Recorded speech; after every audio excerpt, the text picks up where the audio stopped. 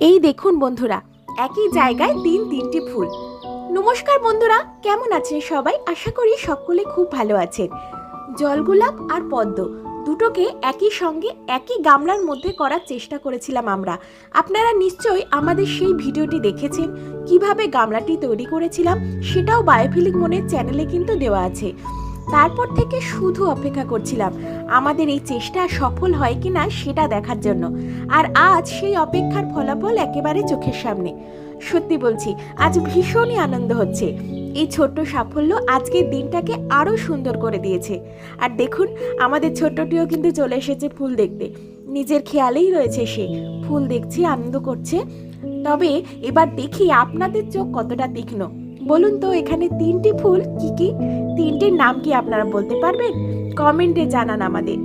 সবাই ভালো থাকবেন, সুস্থ থাকবেন, বায়োফিলিক মনের পাশে থাকবেন। ধন্যবাদ।